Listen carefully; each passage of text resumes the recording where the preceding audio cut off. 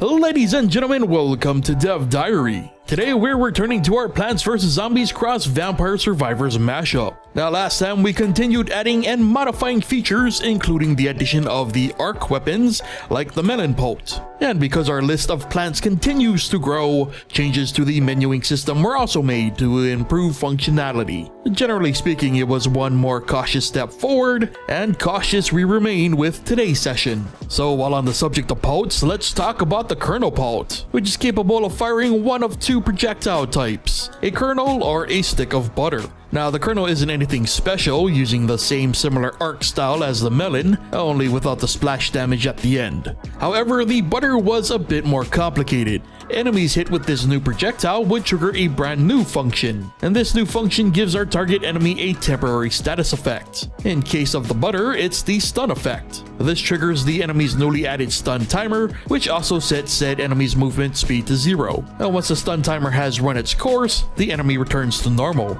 And just like that, the kernel pult was recreated in our mashup. At times for both the attack rate and the stun timer off, but we can easily fix those later, because now it's time to trade into new and uncharted territory, starting with the potato mine. Now if you've been following this project, you'll know that we had to do a bit of reinterpretation to get the cherry bombs to work. Well, the potato mine uses the exact same system, but with a twist. Instead of blowing up after a timed sequence, the potato mine does a distance check for the nearest enemy to its position. And when near enough to an enemy, the rest of the sequence plays out and the mine goes boom. And to be honest, this one may need another pass as the behavior doesn't seem to always go as planned. And moving on, but sticking to the sequencing concept, it's the Doom Shroom, which introduces us to a whole bunch of new additions. The first, which you've probably already noticed, is the addition of environmental tiles. They feature elements such as water, craters, graves, and lily pads. Now going back to the Doom Shroom, a detonation hits every enemy within the view of the camera for 9,999 damage, and before it destroys itself, leaves behind a crater tile.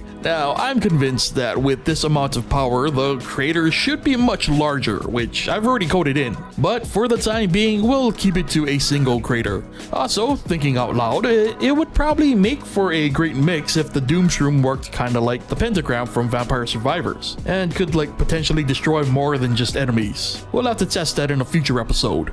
Anyway, the Ice Shroom was the next addition, which works very similarly to the Doom Shroom, only the Ice Shroom applies a slow status effect to all enemies on screen. This would be applied via the same function used in the kernel pult. Slowed enemies' movement speed is reduced by 80%, and just like the stun timer, once the freeze timer runs out, the enemy is returned to normal. Next up, let's return to the tiles with the addition of the Gravebuster. The Gravebuster also uses sequencing with two states. The first is a simple countdown to its final state, to which it then destroys itself and the grave tile it's placed on. Tiles are also now easily identified via a new tile check function. This function, coupled with a few other conditionals, will guarantee that plants like the Gravebuster can only be placed on grave tiles. Lily pads also work the same way, only with water tiles instead. So while a little undercooked in terms of presentation, the Gravebuster works just as intended, used as a way to clear the world of grave tiles. So for those of you keeping track, just like in Plants vs Zombies, this means spaces taken up by craters, graves, and water cannot be occupied by plants until they are removed or changed. Which brings us to our final tile and plant, the lily pad. Now the lily pad in Plants vs Zombies is just like any other non-violent plant. It can be eaten, which then negates the ability to place plants on the water tiles.